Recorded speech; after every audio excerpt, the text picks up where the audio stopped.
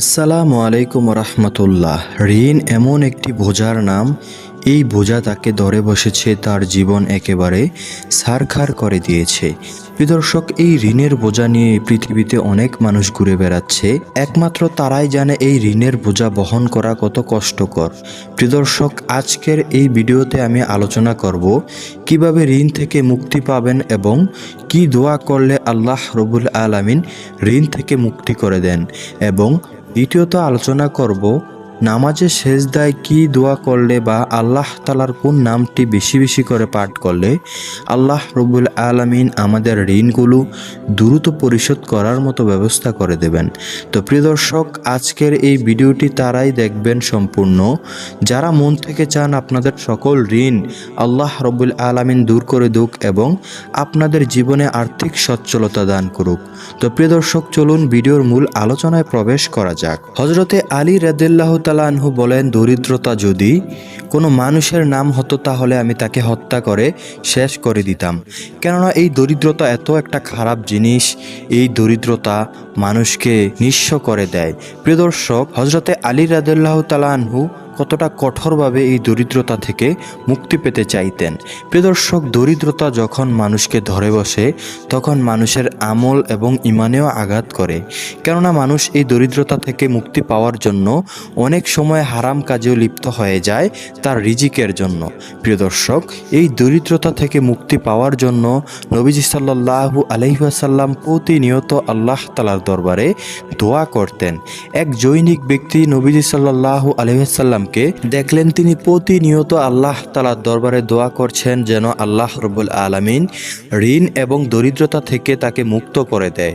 তখন ওই জৈনিক ব্যক্তি নবীজি সাল্লাল্লাহু আলাইহি ওয়াসাল্লামকে জিজ্ঞাসা করলো, ইয়া রাসূলুল্লাহ সাল্লাল্লাহু আলাইহি ওয়াসাল্লাম, আপনি কেন প্রতিনিয়ত এই দোয়া পাঠ করেন এবং বেশি বেশি করে আল্লাহ তাআলার দরবারে দরিদ্রতা এবং ঋণ থেকে মুক্তি চান? তখন নবীজি সাল্লাল্লাহু আলাইহি ওয়াসাল্লাম বললেন, যখন মানুষ ঋণে পড়ে যায় তখন মানুষ কথায় কথায় মিথ্যা কথা বলে এবং মানুষ ওয়াদা দিয়ে ওয়াদা ভঙ্গ করে। প্রিয় দর্শক, নবীজি সাল্লাল্লাহু আলাইহি ওয়াসাল্লাম এই সমস্ত কারবার থেকে বেঁচে থাকার জন্য আল্লাহ তাআলার দরবারে অগ্রিম প্রার্থনা করতেন। প্রিয় দর্শক, নবীজি সাল্লাল্লাহু আলাইহি সাল্লামের জমানায় যদি কোনো লোক মৃত্যুবরণ করত ঋণ রেখে, তখন ওই ব্যক্তির জানাজা নবীজি পড়াতেন না। যতক্ষণ না ওই ব্যক্তির হয়ে কেউ ঋণ পরিশোধ করে দেয় ততক্ষণ পর্যন্ত নবীজি তার জানাজা পড়াতেন না। অবশ্য মক্কা বিজয়ের পর নবীজি সাল্লাল্লাহু আলাইহি ওয়াসাল্লামকে আল্লাহ রব্বুল আলামিন অঢেল সম্পদ দান করার পরে যত বান্দা রয়েছে ঋণী অবস্থায় সমস্ত উম্মতদের নবীজি সাল্লাল্লাহু আলাইহি ওয়াসাল্লাম ঋণের ভার নিজের কাঁধে নিয়েছেন এবং ঋণগুলো পরিশোধ করে দিয়েছেন। প্রিয় দর্শক, নবীজি সাল্লাল্লাহু আলাইহি ওয়াসাল্লাম আরও বলেন, যদি কোনো বান্দা ঋণ অবস্থায় মৃত্যুবরণ করে ওই বান্দার আত্মা ঝুলন্ত অবস্থায় থাকে। আলেমগণরা বলেন, এই হাদিসের ব্যাখ্যা হলো এই যে, যদি কোনো বান্দা ঋণী অবস্থায় মৃত্যুবরণ করে আর তার ঋণ যদি তার আত্মীয় স্বজন কিংবা তার ছেলে মেয়ে পরিশোধ না করে, তাহলে তার আত্মা ঝুলন্ত অবস্থায় থাকে, তার আত্মা প্রকৃত গন্তব্যে পৌঁছাতে পারে না। তাই আমাদের প্রত্যেকের উচিত জীবিত থাকা অবস্থায় আমাদের ঋণগুলো পরিশোধ করে যাওয়া। প্রিয় দর্শক, আজকে প্রথমত আমি আপনাদেরকে তিনটি দোয়া শোনাবো, যে তিনটি দোয়া নবীজি সাল্লাল্লাহু আলাইহি ওয়াসাল্লাম প্রতিনিয়ত পাঠ করতেন ঋণ থেকে বাঁচার জন্য। প্রিয় দর্শক, প্রথমে যে দোয়াটি রয়েছে সেই দোয়াটি হলো, এক কৃতদাস তার চুক্তিকৃত অর্থ পরিশোধ করতে না পারায় হযরতে আলী রাদিয়াল্লাহু তাআলা আনহুর কাছে এসে বলতে লাগলো, ইয়া আলী রাদিয়াল্লাহু তাআলা আনহু, আপনি আমার ঋণগুলো পরিশোধ করার মতো ব্যবস্থা করে দিন, আপনি আমাকে সাহায্য করুন, আমি ঋণী অবস্থায় পড়ে গেছি, আমি আমার ঋণগুলো শোধ করতে পারছি না। তখন আলী রাদিয়াল্লাহু তাআলা আনহু ওই ব্যক্তিকে বলল, তোমাকে কি আমি এমন একটি বাক্য শিখাবো না যে বাক্যটি আমাকে রাসূলুল্লাহ সাল্লাল্লাহু আলাইহি ওয়াসাল্লাম শিখিয়েছেন? যদি তুমি এই বাক্যটি সবসময় দোয়ায় পাঠ করো তাহলে আল্লাহ রব্বুল আলামিন তোমার যদি পাহাড় পরিমাণ ঋণ থাকে তা পরিশোধ করার মতো ব্যবস্থা করে দেবেন। সুবহানাল্লাহ। এই বলে তিনি দোয়াটি পড়তে লাগলেন। দোয়াটি হলো, আউযু বিল্লাহি মিনাশ শাইতানির রাজিম, বিসমিল্লাহির রহমানির রহিম, আল্লাহুম্মা কফিনি বিহালালিকা আন হারামিকা ওয়া আগনিনি বিফাদলিকা আম্মান সিওয়াক। প্রিয় দর্শক, আমি আবারও বলছি, আপনারা মনোযোগ সহকারে শুনুন। আল্লাহুম্মা কফিনি বিহালালিকা আন হারামিকা ওয়া আগনিনি বিফাদলিকা আম্মান সিওয়াক। এই দোয়াটির অর্থ হলো, হে আল্লাহ, হারামের পরিবর্তে তোমার হালাল রুজি আমার জন্য যথেষ্ট করো, আর তোমাকে ছাড়া আমাকে আর কারো মুখাপেক্ষী করিও না। শ্রেয় অনুগ্রহ দ্বারা আমাকে সচ্ছলতা দান করো। সুনানে তিরমিজি হাদিস নং 3563। সুবহানাল্লাহ। প্রিয় দর্শক, এই দোয়াটি অনেক একটি গুরুত্বপূর্ণ দোয়া, কেননা নবীজি সাল্লাল্লাহু আলাইহি ওয়াসাল্লাম বলেছেন, এই দোয়ার দ্বারা যদি আপনি আল্লাহ তাআলার কাছে চান, তাহলে আল্লাহ রাব্বুল আলামিন আপনার পাহাড় সমান ঋণ থাকলেও সেই ঋণ পরিশোধ করার মতো ব্যবস্থা করে দেবেন ইনশাআল্লাহ। তো প্রিয় দর্শক, বেশি বেশি করে এই দোয়াটি পাঠ করবেন ইনশাআল্লাহ। প্রিয় দর্শক, এখন চলুন আমরা দ্বিতীয় নম্বরে যে দোয়াটি রয়েছে সেই দোয়াটি জেনে নেই। দ্বিতীয় নম্বরে যে দোয়াটি রয়েছে সে দোয়াটি হলো, হযরতে আয়েশা রাদিয়াল্লাহু তাআলা আনহু বলেন, আমি নবীজি সাল্লাল্লাহু আলাইহি ওয়াসাল্লামকে নামাজের পর এই দোয়াটি পড়তে শুনেছি। সেই দোয়াটি হলো, আল্লাহুম্মা ইন্নী আউযু বিকা মিনাল মাসামি ওয়াল মাগরামি। প্রিয় দর্শক, আমি আবারও বলছি, আপনারা একটু মনোযোগ সহকারে শুনুন। আল্লাহুম্মা ইন্নী আউযু বিকা মিনাল মাসামি ওয়াল মাগরামি। এই দোয়াটির অর্থ হলো, হে আল্লাহ, আমি তোমার কাছে গুনাহ ও ঋণ থেকে আশ্রয় চাই। সহিহ বুখারী হাদিস নং 2397। প্রিয় দর্শক, সর্বশেষ এবং তৃতীয় নম্বরে যে দোয়াটির কথা বলবো, এই দোয়াটি একেবারে গুরুত্বপূর্ণ একটি দোয়া, কেননা এই দোয়া দ্বারা যদি আপনি আল্লাহ তাআলার কাছে চান, অবশ্যই আল্লাহ তাআলা রাতারাতি আপনাকে ঋণগুলো পরিশোধ করার মতো ব্যবস্থা করে দেবেন এবং আপনার জীবনে আর্থিক সচ্ছলতা দান করবেন। তো প্রিয় দর্শক, চলুন তৃতীয় নাম্বারের দোয়াটিও আমরা জেনে নেই। আল্লাহুম্মা ইন্নী আউযু বিকা মিনাল হাম্মি ওয়াল হাযানি ওয়াল আজ্জি ওয়াল কাসালি ওয়াল বুখলি ওয়াল জুবনি ওয়া দালাইদ দাইনি ওয়া গালাবাতির রিজাল। প্রিয় দর্শক, আমি আবারও বলছি, আপনারা একটু মনোযোগ সহকারে শুনুন। আল্লাহুম্মা ইন্নী আউযু বিকা মিনাল হাম্মি ওয়াল হাযানি ওয়াল আজ্জি ওয়াল কাসালি ওয়াল বুখলি ওয়াল জুবনি ওয়া দালাইদ দাইনি ওয়া গালাবাতির রিজাল। প্রিয় দর্শক, এই দোয়াটির অর্থ হলো, হে আল্লাহ, আমি আপনার কাছে দুশ্চিন্তা ও দুঃখ থেকে আশ্রয় চাই, অপারগতা ও অলসতা থেকে আশ্রয় চাই, কৃপণতা ও ভীরুতা থেকে আশ্রয় চাই, ঋণের ভার ও মানুষের দমন পীড়ন থেকে মুক্তি চাই। সহিহ বুখারী হাদিস নং 2893। প্রিয় দর্শক, এই সর্বশেষের দোয়াটি অনেক একটি গুরুত্বপূর্ণ দোয়া, কেননা এই দোয়ায় আপনি আল্লাহ তাআলার কাছে দুশ্চিন্তা ও দুঃখ এবং অপারগতা ও অলসতা থেকে আশ্রয় চান এবং আপনি ঋণের ভার ও মানুষের দমন পীড়ন থেকে আশ্রয় চান। প্রিয় দর্শক, এই দোয়াটি আপনি প্রতিনিয়ত করেন ইনশাআল্লাহ, আল্লাহ তাআলা আপনাকে শীঘ্রই তার অনুগ্রহ দ্বারা আপনার ঋণগুলো পরিশোধ করার মতো ব্যবস্থা করে দেবেন এবং যাদের জীবনে আর্থিক সচ্ছলতার প্রয়োজন তাদেরকে অঢেল সম্পদ দ্বারা আর্থিক সচ্ছলতা দান করবেন ইনশাআল্লাহ।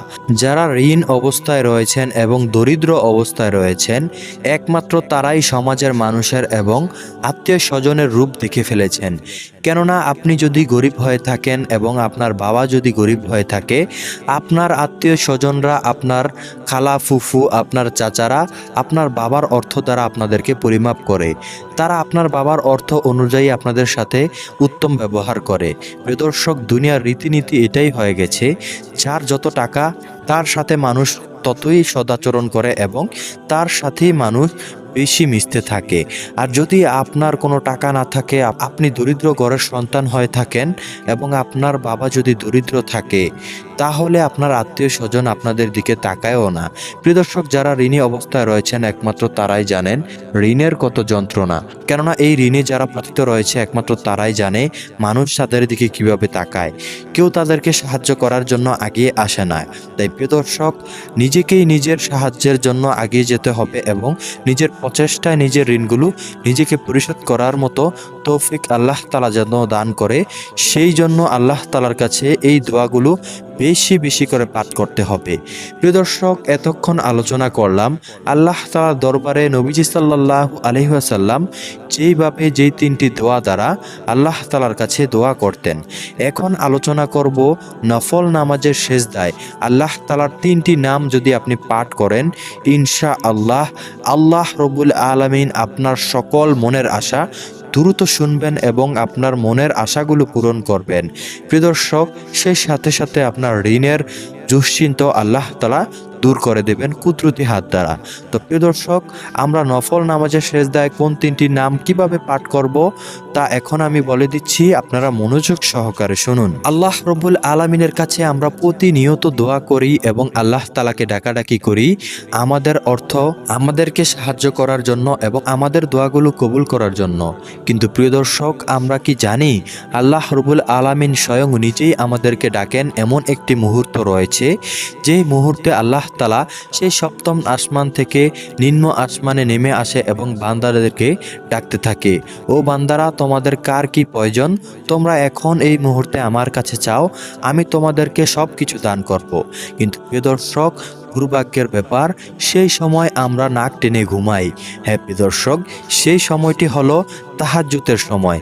আল্লাহ রব্বুল আলামিন এই তাহাজ্জুদের সময় নিম্ন আসমানে নেমে আসে এবং বান্দাদেরকে ডাকতে থাকে, ও বান্দারা, তোমরা ঘুম থেকে উঠো, কে কি চাও আমার কাছে, কার কি প্রয়োজন আমার কাছে এখন চাও, আমি তোমাদেরকে তা দান করব।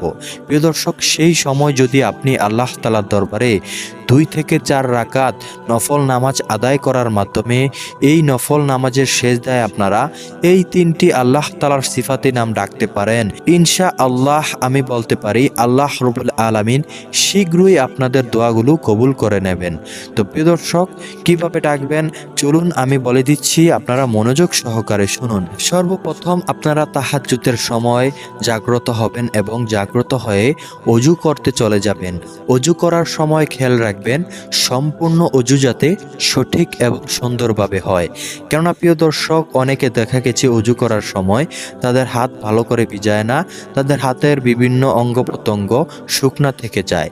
তাই প্রিয় দর্শক, আমরা সব সময় ভালো করে উত্তম রূপে ওযু করব, কেননা ওযুই হচ্ছে নামাজের প্রধান সত্য। এই ওযুই যদি সুন্দর মতো সঠিকভাবে আমরা না করি, তাহলে আমাদের নামাজও আদায় হবে না এবং নামাজও কবুল হবে না। তাই প্রিয় দর্শক, অবশ্যই খেয়াল করবেন ওযুর সময় যাতে সম্পূর্ণ নিয়মকানুন মেনে আমরা ওযুটি করে থাকি। প্রিয় দর্শক, ওযু শেষ করার পরে আপনি আকাশের দিকে শাহাদাত আঙ্গুল তুলে আশহাদু আল্লা ইলাহা ইল্লাল্লাহু ওয়াহদাহু লা শারিকা লাহু ওয়া আশহাদু আন্না মুহাম্মাদান আবদুহু ওয়া রাসূলুহু এই কালেমাটি পাঠ করবেন। নবীজি সাল্লাল্লাহু আলাইহি ওয়াসাল্লাম বলেন, যদি কোনো বান্দা ওযুর শেষে আকাশের দিকে তাকিয়ে শাহাদাত আঙ্গুল উঠে আল্লাহ তাআলার দরবারে এই কালেমা পড়ে থাকে, তাহলে আল্লাহ রব্বুল আলামিন জান্নাতের 8টি দরজা তার জন্য খুলে দেন। সুবহানাল্লাহ। কিয়ামতের পরে আপনি সেই জান্নাতের 8টি দরজা দ্বারা যে কোনো একটি দরজা দ্বারা দৌড়ে জান্নাতে প্রবেশ করতে পারবেন। সুবহানাল্লাহ, আল্লাহু আকবার। তাই প্রিয় দর্শক, অবশ্যই সব সময় ওযু করার পরে আকাশের দিকে তাকিয়ে শাহাদাত আঙ্গুল উঠিয়ে কালেমা শাহাদাত পাঠ করবেন ইনশাআল্লাহ। প্রিয় দর্শক, তারপরে উত্তম রূপে ওযু করার পরে আপনি জায়নামাজ বিছিয়ে দাঁড়িয়ে যাবেন সালাত আদায় করার জন্য। সর্বপ্রথম আপনারা নফল নামাজের নিয়ত করে নেবেন। যারা বাংলায় পারেন বাংলায় নিয়ত করবেন, আর যারা আরবিতে পারেন আরবিতে নিয়ত করবেন। প্রিয় দর্শক, সর্বোপরি আপনি যখন ঘুম থেকে উঠবেন এবং ওযু করবেন তখনই আপনার নিয়ত হয়ে যায়, কেননা আল্লাহ তাআলা মানুষের মনের নিয়তি দেখে থাকে। তারপরে প্রিয় দর্শক, যারা পারেন বাংলায় করবেন, যারা পারেন আরবিতে করবেন। নিয়ত করার পরে আপনি আল্লাহু আকবার বলে নিয়ত বেঁধে ফেলবেন। হাত বাঁধার পরে আপনি সানা সুবহানাকা আল্লাহুম্মা ওয়া বিহামদিকা ওয়া তাবারাকা ইসমুকা ওয়া তাআলা জাদ্দুকা ওয়া লা ইলাহা গায়রুক এটি পাঠ করবেন। পাঠ করার পরে আউযু বিল্লাহ বিসমিল্লাহ পাঠ করবেন। তারপরে সূরা ফাতিহা পাঠ করবেন। সূরা ফাতিহা পাঠ করার পরে আপনি যে কোনো একটি সূরা মিলাতে পারেন, যে কোনো একটি ছোট্ট সূরাও ইচ্ছা করলে মিলাতে পারেন। যেমন আপনি সূরা ইখলাস মিলাতে পারেন, বিসমিল্লাহির রহমানির রহিম, কুল হুয়াল্লাহু আহাদ আল্লাহুস সামাদ লাম ইয়ালিদ ওয়া লাম ইউলাদ ওয়া লাম ইয়াকুল লাহু কুফুয়ান আহাদ। প্রিয় দর্শক, প্রথম রাকাতে আপনি সূরা ইখলাস মিলানোর পরে আপনি আল্লাহু আকবার বলে রুকুতে চলে যাবেন। রুকুতে যাওয়ার পরে রুকুর তসবিহগুলো 3 বার 5 বার 7 বার সুবহানা রব্বিয়াল আউজিম পাঠ করবেন। পাঠ করার পরে সামিয়াল্লাহু লিমান হামিদা বলে দাঁড়িয়ে যাবেন। তারপরে একটি দোয়া রয়েছে, রব্বানা ওয়া লাকাল হামদ হামদান কাসীরান তাইয়িবান মুবারাকা ফিহি। এই দোয়াটি পাঠ করার পরে আপনি আল্লাহু আকবার বলে ডিরেক্ট সেজদায় চলে যাবেন। প্রিয় দর্শক, সেজদায় যে সেজদার তসবিহগুলো 3 বার 5 বার 7 বার পাঠ করতে পারেন, যে কোনো একবার পাঠ করবেন সুবহানা রব্বিয়াল আলা, সুবহানা রব্বিয়াল আলা, সুবহানা রব্বিয়াল আলা। আপনি সেজদার তসবিহ পাঠ করার পরে আল্লাহ তাআলার এই সিফাতি নামটি পাঠ করবেন, ইয়া গনি, ইয়া গনি, ইয়া গনি। ইয়া গনি আপনি 3 বার পাঠ করবেন। প্রিয় দর্শক, ইয়া গনি অর্থ হচ্ছে অভাবমুক্ত স্বয়ংসম্পূর্ণ। প্রিয় দর্শক, তারপরে আপনি ইয়া গনি 3 বার পাঠ করার পরে আল্লাহু আকবার বলে প্রথম সেজদা থেকে উঠে যাবেন। তারপরে সেজদার মাঝখানে একটি দোয়া রয়েছে। এই দোয়াটি অনেক একটি গুরুত্বপূর্ণ দোয়া।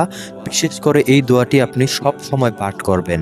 সেই দোয়াটি হলো, আল্লাহুম্মা গফিরলি ওয়ারহামনি ওয়াফিনি ওয়াহদিনি ওয়ারযুকনি। প্রিয় দর্শক, আমি আবার বলছি, একটু মনোযোগ সহকারে শুনুন। আল্লাহুম্মা গফিরলি ওয়ারহামনি ওয়াফিনি ওয়াহদিনি ওয়ারযুকনি। এই দোয়াটি আপনি পাঠ করতে পারেন, বা আপনি শুধু আল্লাহুম্মা গফিরলি এটাও বলতে পারেন। তারপরে দ্বিতীয় সেজদায় চলে যাবেন। দ্বিতীয় সেজদায় যে সেজদার তসবিহগুলো 3 বার 5 বার 7 বার যে কোনো একবার পাঠ করবেন। পাঠ করার পরে আল্লাহ রব্বুল আলামিনের সেই সিফাতি নামটি আবার পাঠ করবেন। নামটি হলো ইয়া গনি, ইয়া গনি, ইয়া গনি। ইয়া গনি আপনারা 3 বার পাঠ করবেন। তারপরে আল্লাহু আকবার বলে আবার দ্বিতীয় রাকাতে হাত বেঁধে ফেলবেন। দ্বিতীয় রাকাতে প্রথম রাকাতের ন্যায় সূরা মিলাবেন।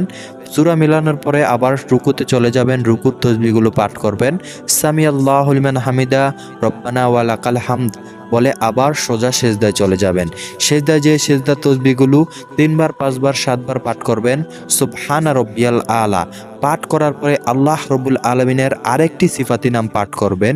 সেই নামটি হলো ইয়া মুগনি, ইয়া মুগনি, ইয়া মুগনি। প্রিয় দর্শক, এই নামগুলো কিন্তু আল্লাহ রব্বুল আলামিনের 99টি নাম রয়েছে। সেই 99টি নামকে একসাথে বলা হয় আসমাউল হুসনা। আমি সেই আসমাউল হুসনা থেকে বাছাইকৃতভাবে আপনাদেরকে এই 3টি নাম বলে দিচ্ছি। আপনারা এই 3টি নাম অবশ্যই সুন্দরভাবে পালন করবেন। আমি যেভাবে বলে দিচ্ছি নামাজের সেজদায় সেভাবে পালন করবেন ইনশাআল্লাহ। প্রিয় দর্শক, তারপরে আপনি ইয়া মুগনি 3 বার পাঠ করার পরে আল্লাহু আকবার বলে সেজদা থেকে উঠে যাবেন এবং বৈঠক শেষ করবেন। বৈঠকে আত্তাহিয়াতু পড়বেন, তারপরে দুরূদ শরীফ পাঠ করবেন। তারপরে আপনারা দোয়া মাসুরা পাঠ করবেন। পাঠ করার পরে 2 দিকে সালাম ফিরাবেন। সালাম ফিরানোর পরে আপনি আল্লাহু আকবার বলে 3 বার আস্তাগফিরুল্লাহ, আস্তাগফিরুল্লাহ, আস্তাগফিরুল্লাহ পাঠ করবেন। প্রিয় দর্শক, তারপরে আপনি আবার আল্লাহ রব্বুল আলামিনের দরবারে আরও 2 রাকাত নামাজ আদায় করার জন্য দাঁড়িয়ে যাবেন। প্রিয় দর্শক, সেই 2 রাকাত নামাজ আদায় করবেন। প্রথম 2 রাকাত যেভাবে আদায় করেছেন ঠিক সেইভাবেই 2 রাকাত আদায় করবেন। আদায় করার পরে 2 দিকে সালাম ফিরাবেন। সালাম ফিরানোর পরে আল্লাহ রব্বুল আলামিনের দরবারে 2 হাত উঁচু করে তুলবেন। প্রিয় দর্শক, 2 হাত উঁচু করে তোলার পরে নামাজের সেজদাতেও আপনি 2টি নাম শুনেছেন, 2টি নাম পড়েছেন। প্রথম নামটি হলো ইয়া গনি, ইয়া গনি, ইয়া গনি। দ্বিতীয় নামটি হলো ইয়া মুগনি, ইয়া মুগনি, ইয়া মুগনি। প্রিয় দর্শক, ইয়া মুগনি অর্থ হচ্ছে অভাব মোচনকারী। আপনি যদি আল্লাহ তাআলাকে ইয়া মুগনি বলে ডাকেন, অবশ্যই আল্লাহ তাআলা আপনার সমস্ত অভাব মোচন করে দেবেন। সুবহানাল্লাহ। প্রিয় দর্শক, আপনি এই 2টি নাম তো নামাজে পড়েছেন, 2 রাকাতে 2 সেজদায়। প্রিয় দর্শক, এখন আমি যে তৃতীয় নামটি বলবো, এই তৃতীয় নামটি আপনারা মুনাজাতে বলবেন। প্রিয় দর্শক, নামাজ শেষ করার পরে আপনি ইচ্ছা করলে সর্বনিম্ন 4 রাকাত থেকে 12 রাকাত নামাজ আদায় করতে পারেন। তবে অনেকে রয়েছে 2 রাকাত নামাজ আদায় করে, কিন্তু সর্বনিম্ন কষ্ট হলেও 4 রাকাত নামাজ পড়বেন। আর সর্বোচ্চ আপনার ইচ্ছা মতো যা ইচ্ছা তত রাকাত নামাজ পড়তে পারেন। প্রিয় দর্শক, আপনি ইচ্ছা করলে আরও রাকাত নামাজ বাড়িয়ে পড়তে পারেন। আপনি নামাজ বাড়িয়ে পড়ার পরে যখন মুনাজাত করবেন, আমি যেভাবে বলে দিচ্ছি এইভাবে মুনাজাতটি করবেন। প্রিয় দর্শক, চলুন আপনারা মনোযোগ সহকারে শুনুন, আমি বলছি। রব্বানা জলাংনা আনফুসানা ওয়া ইল্লাম তাগফির লানা ওয়া তারহামনা লানাকুনান্না মিনাল খাসিরিন রব্বানা আতিনা ফিদ দুনিয়া হাসানাতাও ওয়া ফিল আখিরাতি হাসানাতাও ওয়া কিনা আযাবান্নার। প্রিয় দর্শক, তারপরে আপনি আল্লাহ তাআলার দরবারে বাংলায় যে কোনো দোয়া করতে পারেন, যেমন হে আল্লাহ, আপনি আমার ঋণগুলো পরিশোধ করার মতো ব্যবস্থা করে দিন। হে আল্লাহ, আমাকে দরিদ্রতার হালত থেকে আপনি মুক্তি করে দিন। এভাবে আপনার মনে যত বাসনা রয়েছে আল্লাহ তাআলার দরবারে আপনি বলতে থাকবেন। প্রিয় দর্শক, বলার পরে আপনি সেই দোয়াটি পাঠ করবেন, আল্লাহুম্মা কফিনি বিহালালিকা আন হারামিকা ওয়া আগনিনি বিফাদলিকা আম্মান সিওয়াক। তারপরে আরেকটি দোয়া পাঠ করবেন, আল্লাহুম্মা ইন্নী আউযু বিকা মিনাল হাম্মি ওয়াল হাযানি ওয়াল আজ্জি ওয়াল কাসালি ওয়াল বুখলি ওয়াল জুবনি ওয়া দালাইদ দাইনি ওয়া গালাবাতির রিজাল। প্রিয় দর্শক, তারপরে তৃতীয় দোয়াটি পাঠ করবেন, আল্লাহুম্মা ইন্নী আউযু বিকা মিনাল মাসামি ওয়াল মাগরামি। পাঠ করার পরে আপনি নামাজের শেষদায় যে দুইটি নাম বলেছি সেই দুইটি নাম পাঠ করবেন কয়েকবার, ইয়া গনি ইয়া গনি ইয়া গনি, ইয়া মুগনি ইয়া মুগনি ইয়া মুগনি। প্রিয় দর্শক, তারপরে আপনি আল্লাহ তাআলার এই তৃতীয় সিফাতি নামটি পাঠ করবেন কয়েকবার। সেই নামটি হলো ইয়া রাজ্জাক ইয়া রাজ্জাক ইয়া রাজ্জাক। প্রিয় দর্শক, ইয়া রাজ্জাক অর্থ হচ্ছে রিজিক দাতা। আপনি যখনই আল্লাহ তাআলার দরবারে ইয়া রাজ্জাক বলে ডাক দেন, আল্লাহ তাআলা আপনার রিজিক বৃদ্ধি করে দেন। সুবহানাল্লাহ, আল্লাহু আকবার। তাই প্রিয় দর্শক, এই ইয়া রাজ্জাক আপনি কয়েকবার আল্লাহ তাআলাকে ডাকবেন মুনাজাতে, কয়েকবার নবীজি সাল্লাল্লাহু আলাইহি ওয়াসাল্লামের উপর দুরূদ পাঠ করবেন। প্রিয় দর্শক, যখনই কোনো দোয়া পাঠ করবেন অবশ্যই দোয়ার আগে এবং পরে নবীজির উপর দুরূদ পাঠ করবেন। ইনশাআল্লাহ এই দুরূদের উসিলায় আপনাদের দোয়াগুলো দ্রুত কবুল হয়ে যাবে। আপনি আপনার মুনাজাত শেষ করতে পারেন। মুনাজাত শেষ করবেন, শেষ করার পরে আপনি অবশ্যই আল্লাহ তাআলার দরবারে শুকরিয়া আদায় করবেন এবং অবশ্যই এটা খেয়াল রাখবেন যাতে আপনি এই নফল নামাজ আদায় করতে যেয়ে আবার ফরজ নামাজ যেন কাজা করে না বসেন। তাই প্রিয় দর্শক, এই ছিল আজকের মতো ভিডিও। এই রকম ভিডিও চাইলে আমাদের চ্যানেলটি সাবস্ক্রাইব করে আমাদের পাশেই থাকতে পারেন। আজকের মতো বিদায় নিচ্ছি। আল্লাহ হাফেজ।